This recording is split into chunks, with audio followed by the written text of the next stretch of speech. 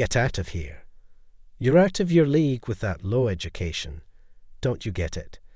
There's no way someone as incompetent as you should be at such a prestigious party.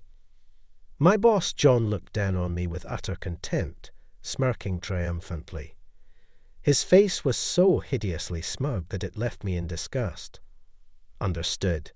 I'll leave just as you say, I replied. John's laughter echoed throughout the venue, with the laughter that sounded almost like screams behind me. I left the venue. I'm George, a 41-year-old office worker. I have a sister who's 5 years older than me. Our parents passed away in a car accident when I was in high school. Therefore, I've always looked up to my sister, who raised me in their stead. My older sister Emily is a strong woman. She always pulled me along, especially when I was a tearful kid. She would appear out of nowhere to rescue me from bullies, driving them away. Even when our parents were alive, Emily's training methods for me were intense. In our neighborhood, she was known as a reincarnation of a famous historical figure. You appear quiet, so you need to be strong to not get pushed around, she would say. With that, she enrolled me in a wrestling club and trained me daily. I was rigorously trained by my sister, who was like a taskmaster, to the point of feeling nauseous. Because my sister was also in a sports club, she was like a demon when it came to coaching. Thanks to that physical training, I was no longer a target for bullies. This didn't change, even after our parents died. Mom and Dad are gone, but we need to be strong now. Intelligence is also important. Furthermore, my sister would daily insist on studying, and if I looked like I was about to fall asleep, she would nudge my head and scold me constantly. Under pressure, my grades, which were once failing, started improving. I believe it's thanks to my sister that I've been able to lead a stable life. Although I never quite managed to overcome my somewhat timid nature, rough and rowdy as she might seem, Emily always put me first. She'd give me the best part of our treats, like the part of a snack with more filling, and would make me a late-night snack when I was studying. It was a subtle kindness, but I greatly respected her for it. Because of her, I managed to get a job at my current company. Work was tough, but nothing compared to my sister's training. Working hard at the company, I achieved a respectable position, and it was my childhood friend Jessica who always supported me. You really stick with me despite my timidity, I'd say. You're not timid, you're kind, George. Avoiding conflicts and seeking peaceful resolutions is hard. That's where I've always liked you, Jessica would respond. She always supported me. She was always there, unable to leave me alone. And now she's my wife. By my side, when we decided to marry, Emily asked, "Are you sure about my scatterbrain brother?" But when alone with Jessica, she'd say with tears in her eyes, "A sister always worries about her brother. Please take good care of George." When Jessica got pregnant, Emily sent us health products and quit smoking, a habit she loved, for the baby's sake. I still feel cherished by my sister. Now she's a great aunt to my daughter. We named the baby Sarah, and she's growing up well. She's honest and loves to study. She took college entrance exams because she really wanted to pursue a specific field of study, but due to a high number of applicants, she didn't get into her desired college and is currently taking a gap year. When Sarah didn't pass the exam, she cried, but quickly shifted her focus to reapplying. "I'll work part-time to earn money for my gap year," she said. But moved by her resilience, we decided to financially support her during this time. "Thank you, Mom and Dad," Sarah said with tears, grateful, as she dedicated herself to studying. We occasionally have her join in on family events at work, hoping it helps relieve her stress. "Don't overdo it. You'll wear yourself out." "I'll be fine, Dad," she'd respond. A few hours after such conversations, I smile with my wife Jessica as we cover studying Sarah with a blanket. I've built such a happy family and I'm satisfied with my life. The company I work for is a great place. George, thank you. Your clear instructions make our work easier, my colleagues say. It's nice to hear that there's a friendly atmosphere in the office, with everyone helping and supporting each other. Whenever I had free time, I actively offered my help. I found joy in helping my juniors grow. Hey, you incompetent, think you're in a position to talk like that. John's arrival instantly sours the previously comforting environment. John was headhunted from his previous company and became our boss. He's particularly fixated on academic credentials. Being about 10 years younger than me and already in a position of authority, his pride seems immense. Everyone listening to this lowly educated man will only make you dumber, you know. I graduated from an elite university, John boasted. Stories from over 10 years ago. He even asks each junior about their educational background, alma mater, and if he found his to be superior, he would snicker condescendingly. If he considered theirs to be slightly prestigious, he would become irritated and even inquire about their high schools. What a waste, coming from such a good high school and ending up like this. Your parents must be so disappointed. He seems unable to rest without belittling. I've always felt that actual work performance is more important than educational background.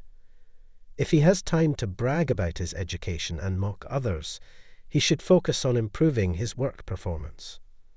After boasting, he'd just play on his phone, which was exasperating. However, since I'm his main target, I knew he wouldn't consider my opinions. Hey, which university did you attend? Tired of his pestering, I tried to evade the question, but he persisted. Harvard University? Yale University? No, some other national or private university. No, cut it be, you're a vocational school graduate. His attitude was increasingly irksome. No, can you please focus on work instead? Just as I was about to continue, John burst out laughing. So you're a high school graduate. No wonder you can say it out loud. High school graduates aren't really decent people, are they? John burst into a fit of laughter, calling it a masterpiece. After labelling me a high school graduate, he ridiculed me fully. Even with his previously haughty attitude, he used to call me by my name. After that conversation, he started referring to me as incompetent. Well, that was still bearable, since the persistent annoyance towards the juniors was now focused on me. I thought it was better for me to take it quietly to protect them. But then it started affecting the work. Hey, incompetent, take care of this desk. Isn't this your assignment, John? And isn't the deadline tomorrow? An almost untouched project with a looming deadline was passed on to me. Despite always being on his computer, I wondered what he had actually been doing. You're incompetent, so having this much work should light a fire under you, right? Wait, this means overtime. Of course it's overtime. Consider this a drill, a growth opportunity. Be grateful to a senior who's giving you a chance. With that, John left early for a night out, leaving the task to me. It was a crucial project for a client whose trust was vital. If not completed by the deadline, it would harm our company's reputation. But the workload was too much for one person. There's no need for such harsh words. Don't worry, George. We'll help you. Don't worry. I'd have alone. It's fine if I stay up all night. At that time, my juniors, having overheard the conversation, offered their help. I was truly grateful. I informed my wife, Jessica, that I'd be pulling an all-nighter, and somehow we managed to finish the project. I felt sorry for my juniors, all of them sporting dark circles under their eyes. That's when John showed up. Not to appreciate our efforts, but to yell at us. Hey, what are you doing with those foolish faces? You finished the work, right? I was too tired to be angry, and all the credit for our hard work was taken by John. Naturally, the atmosphere in the department turned tense and uncomfortable. Feeling helpless, I let out a sigh. No matter how hard I worked, only John received praise from the clients. It seemed my exhaustion was also reaching my wife. Are you okay? You've been looking pale lately. Do I look that way, Jess? You didn't come home last night, and Sarah was feeling lonely. I see. Something's bothering you. Would you like to talk about it? Weary, I ended up venting to Jessica. Actually, there's this troublesome guy who's become our boss. He's been piling work on me, but thanks to the juniors, we managed. That sounds tough. Tell me more about it. I took advantage of Jessica's kindness and talked more about John. How dare he? That's unacceptable. Jessica was angry on my behalf. I found solace in her. From time to time, I would vent to her about the days of being bullied by John. But considering my junior, I knew I had to do something. Soon, the day my patience ran out finally came. John nudged me with his elbow and started talking to me. Hey, incompetent. You have a daughter, right? A daughter. Don't play dumb. It's about your daughter who's taking a gap year. How does he know about my daughter? I remembered that he probably saw her at the company-wide barbecue we had. Despite a bad feeling, I asked John, what about my daughter? That girl failing to get into college is just as incompetent as you. So what about it? Well, she's not badly looking. Consider yourself lucky. I'll take her as my wife. She can do household chores and cleaning right. I was in shock, as if struck by lightning. Daughters of incompetence like you don't have many suitors. So this weekend, host a dinner for me and introduce her. Who knows, with the right approach, she might become a good woman. In other words, John was targeting my daughter. There was no way I could allow that. Anger made my fists tremble. If you hand over your daughter, I might talk to my uncle about promoting you. For someone like you, promotion is an honor you've never dreamed of. There's no way that's possible. I argued back, forgetting all formalities. Who would hand over their daughter to a man nearly 20 years older? John seemed surprised that I resisted. Incompetent, and yet you dare defy me. Brave of you. His face turned into a demonic scowl, and he walked away. His hostility towards me intensified after this incident. Jessica, more worried about my increasing workload and worsening complexion, tried to get me to talk, but I couldn't. The thought of our daughter being targeted by an older man would hurt both Jessica and Sarah. I couldn't bear the feeling of my own inadequacy. George, join me for a drink. It's been a while, Emily said. One day at work, my sister called out to me. My sister and I worked at the same company, though we were in different departments and positions. Occasionally, she would drag me to a drink. Jessica told me a lot. Don't make them worried, Emily. Jessica, who admired my sister, often hung out with her. They shared stories about me, even embarrassing ones from when I was a baby. Still, I was glad they got along well. Jessica told you all that. Yeah, there's a bad apple at work, isn't there? My sister pressed me why I hadn't confided in her sooner. Talking to Jessica makes things easier. I know you're worried, but really, we'll get back to that. You're still hiding something, aren't you? I flinched. I could never keep secrets from my sister. She always saw through my attempts and forcefully made me spill the beans. But this time was different. I couldn't bring myself to speak about Joan targeting my daughter. As I hesitated, my sister put me in a headlock. Despite her age, she's still as strong as ever. Ouch. Ouch. Let go, I cried. Just talk, will you? You always overthink and make things more complicated. Speak up now, or it'll get worse. I gave in and told her about Sarah being targeted. Is that so? Well, all right. Leave it to me, my sister said, her face taking on a look I had never seen before, truly fitting for a demon. Rumour has it that Johan is a notorious playboy in the nightlife scene. How could I ever give my precious daughter to such a vile man? I reaffirmed my resolve to stand against him. Hey, what is it? You know you can still change your mind. Joan approached me again, smirking meaningfully. As I've said many times, I refuse. Is he that desperate for my daughter? Then can't be helped. Maybe I should take your wife instead. What? Your wife would prefer an elite on the fast track like me over a futureless high school grad like you. How far will Joan go to mock me? Please stop the insults. You say something incompetent. Words don't reach my ears. Once I get your wife, maybe your daughter too, he. Seeing his vile, contemptuous face, I was overwhelmed with anger. Without thinking, I grabbed Johan.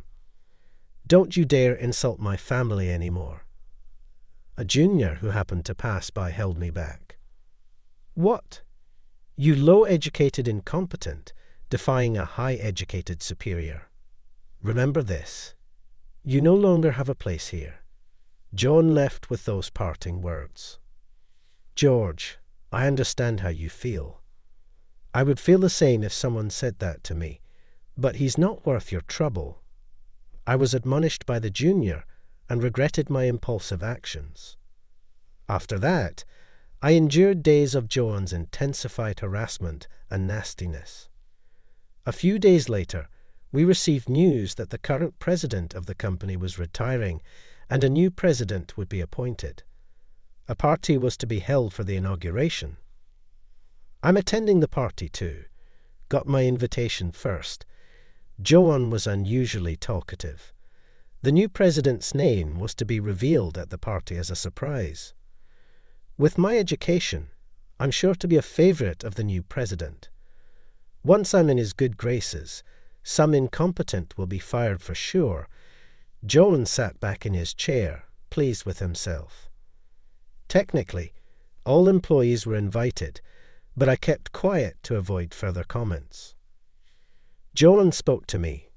All right, you better come to the event. Yes, I understand.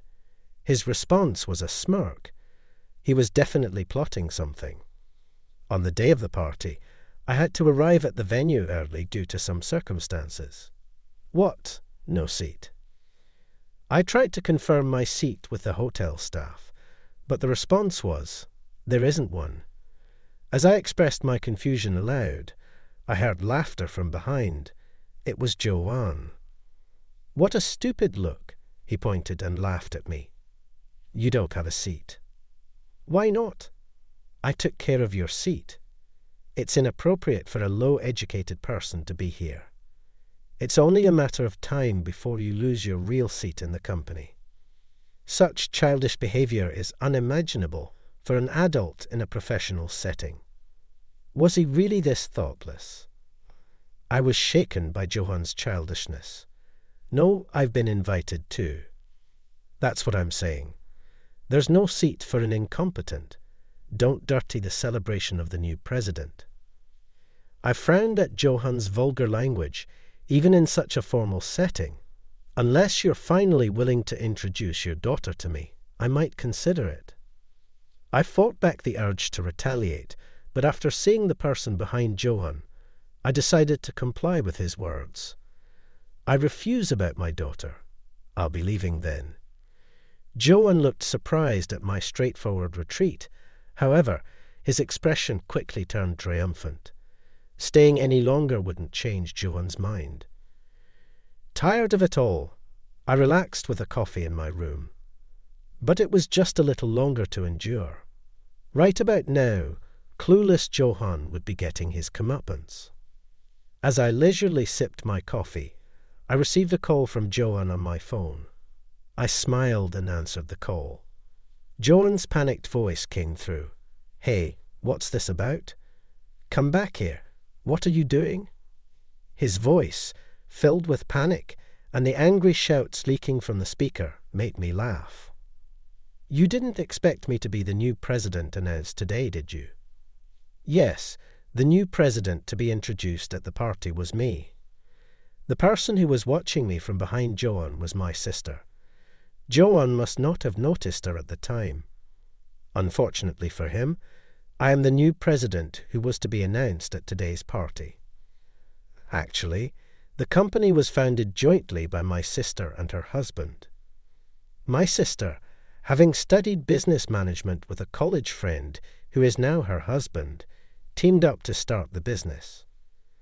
The company grew rapidly under my assertive sister and my brother-in-law, who was a genius at administrative work. After the company was on track, my sister supported him from behind the scenes. He was always kind to me, and I aspired to be like him. My sister always laughed it off when talking to me, but I could tell by looking into her eyes she was truly in love with her husband. Admiring my sibling couple, I wanted to help and join the company. No special treatment because we're family. My sister didn't favor me, so I had to join on my own merits. I didn't want to be promoted easily because I was family, so I asked not to be put in a position. That's why only a few trusted people in the company knew I was the president's brother. Then one day, my brother-in-law was diagnosed with a serious illness. His surgery was necessary, but unfortunately, his physical strength was waning in his 50s. Unable to fully function as president, he decided it was unfair to the employees to continue, so he stepped back to become chairman, and a replacement was needed. I was the one chosen for the position of the new president. "You're taking over for my husband." I remember spitting out my drink when my sister suddenly told me this during a drinking session. Wait, hold on. There must be someone more capable in the company. With my husband's condition and my upcoming business, I need someone I can trust to kick into gear. Though she put it roughly, I knew she recognized my abilities. I chuckled at her transparent attempt to hide her feelings and scratched my head. I'm no match for my sister, am I? With Sarah involved, I had to put in a nail before anything bad happened. That's why my appointment as the new president was decided. My brother-in-law felt the same as my sister, humbly suggesting that if they were to entrust the company they started together to someone, it had to be me. Ever since we first met, I felt you had a similar aura to me. You may hold a lower position, but you have real talent. Please take this on. Unable to refuse under such circumstances, I resolved to become the new president. This was communicated only to the executives, and those who didn't know I was their brother were surprised. But having been informed by my sister and brother-in-law, they accepted my new role as president. However, John had no way of knowing this.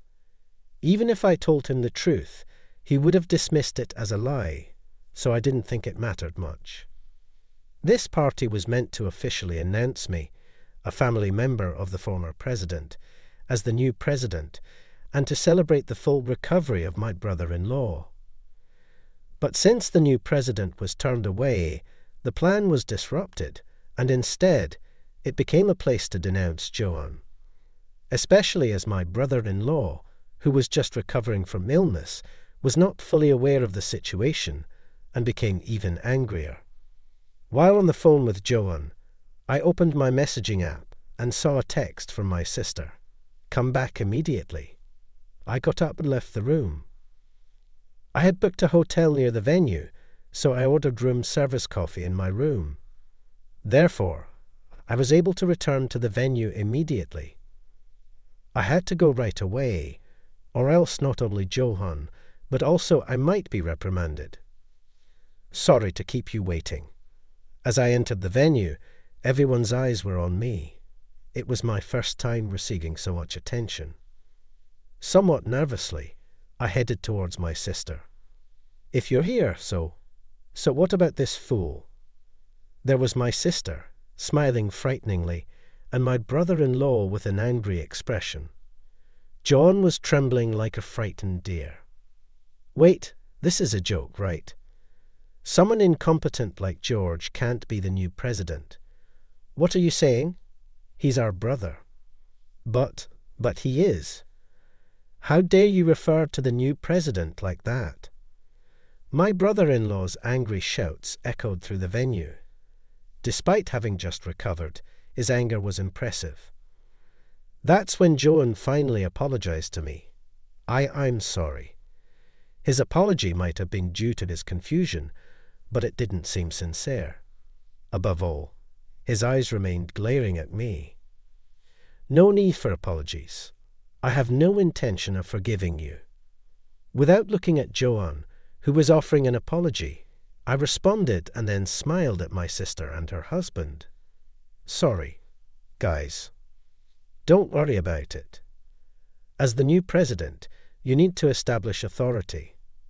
So, President, what will you do with Johan?" It seemed my sister and brother-in-law were giving me a chance to say something to Johan before they made their decision. I nodded with a smile and turned to Johan.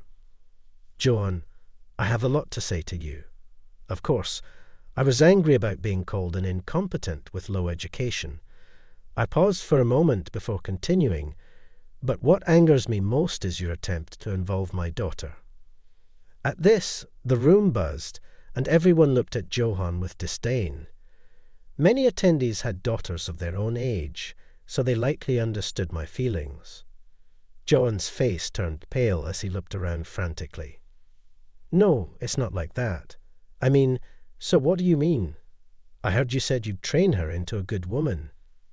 "No, it's impossible for a man in his late 30s like you to get my lovely niece," my sister confronted him. "Oh, and George isn't a high school graduate," she added. "What?" Joan looked confused. "That's right. We should clear that up too. Contrary to what Joan had been insulting me with, I'm not a high school graduate. I did go to high school here, but for college I went abroad." "Abroad? But you said you weren't a college graduate." "That was just your misunderstanding. You were harping on about some universities, but I didn't think telling you the truth would make any difference. You could have easily found out about my background with a little research. How careless." Joan's eyes widened at my words. My sister and brother-in-law thought it was important for me to study business abroad, so they sent me to an overseas university right after high school. Well, I don't boast about my education like someone I know. No, that's impossible. You are uneducated. Really, you just don't get it, do you? Didn't you want to know that I wasn't uneducated? I questioned. John bit his lip, then my brother-in-law stepped forward. "We will consider this matter thoroughly. Don't expect to work as you have been until now." In his words, Joan's shoulders slumped. "Then, George, as the new president, could you give a speech?" Of course. I gave my speech as the new president in front of everyone and left. Opening the door at home, my beloved wife and daughter were waiting. "Welcome back. Congratulations on becoming president, Dad," my daughter exclaimed. "I'm glad you worked so hard," my wife added. "Thank you." I had a lot of delicious food at the party, but nothing beats my wife's home cooking and the beer poured by my daughter. Feeling happy, I remembered the past.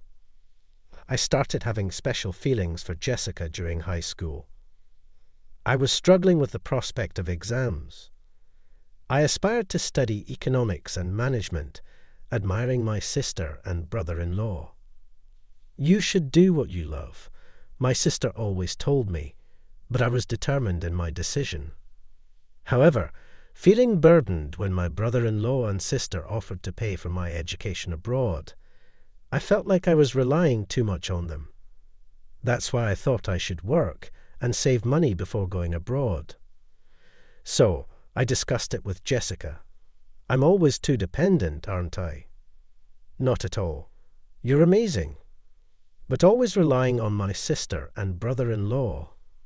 Then Jessica took my hands and looked straight into my eyes. That's not true. Going abroad will give you the chance to acquire skills different from your sister and brother-in-law. Don't be modest. I wish I could protect my sister someday. Don't worry. First, let's meet the expectations of your sister and brother-in-law. Jessica was the one who comforted and supported me when I felt hesitant and unsure. She always gave me kind words, and gradually she became a very special person to me. Encouraged by Jessica and my siblings, I decided to go to a university abroad. But going abroad meant making her wait. When I told her to find her own happiness, she slapped me.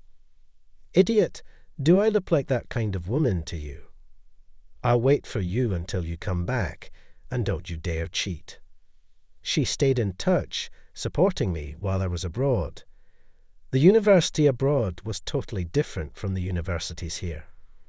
I pulled many all-nighters and struggled to gain skills before returning home. Welcome back. Those were Jessica's words when I proposed to her, and we happily got married. Then she gave birth to our daughter, Sarah. Thank you, Jessica. For what? Suddenly for talking to my sister. It helped me get back at him, so of course, I can't tolerate anyone hurting you and our daughter, Jessica said with a smile. After the party, I decided to tell Jessica and Sarah about the ordeal since I had worried them. That old man was after me. Yogros. I can't believe it. You got him good. They were both shaking with anger. But Dad, you still protected me even though it put you in a bad spot, right? Thank you. Sarah thanked me. I might be the new president, but my brother-in-law still has more authority due to the handover work. When I went to the department where I had worked, John wasn't there. It seemed John really wasn't capable at his job. Looking at his computer, there were only signs of him surfing the internet. Above all, I was appalled to find that he had been reading pirated comics. I was shocked at his lack of morals. Ironically, this led to the implementation of stricter security software, which might be something to be thankful for. I decided to ask my brother-in-law about John's situation. John was originally in another company. He got himself into trouble by pushing work onto subordinates, stealing credit, and causing problems with women. He had an affair with a co-worker, which was discovered by her husband, leading to a scandal and his inability to stay at his previous company. He left under the guise of voluntary resignation and applied to our company's mid-career recruitment program. My brother-in-law usually attends interviews, but was absent due to illness at that time, so John's past wasn't fully vetted. Because of this, the information about John wasn't properly communicated. An excellent man like me would naturally be headhunted by this company. I came here on my own accord, even though the former president tried to retain me. John boasted like that, but it was all lies, which was a letdown to learn. When my brother-in-law inquired about John's previous company, almost only negative things came up. They said him being good is just absurd. Frankly, we were overjoyed when he left. It's rare for someone to be spoken about in such terms. In the end, my brother-in-law didn't immediately fire John, but decided to transfer him to a branch office. That meant he was now under my sister's jurisdiction, but the place John was assigned to was filled with highly educated people.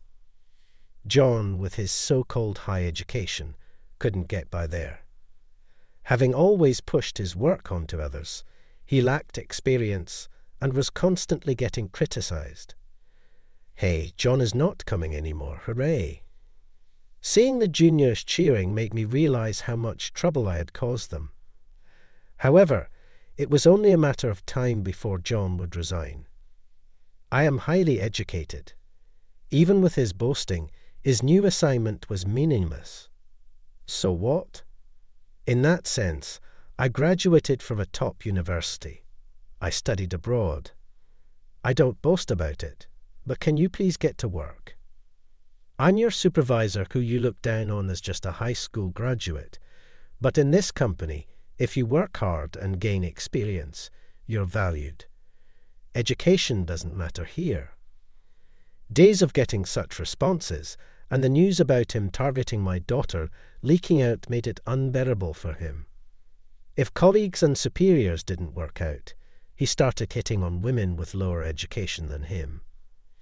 Hey, if you date me, I'll help you with your work. Just be nice to me. The day he made such an advance, he was immediately called out by everyone. What? That's not okay in this day and age. I'll sue you. Also, it's creepy for an older man like you to ask me out. John faced angry reactions every time he tried to approach the female employees. Eventually cornered, John started missing work without notice, and finally, a resignation letter was mailed to the branch office. He couldn't endure it anymore. His previous ways didn't work, and being ignored and logically defeated was too much for him.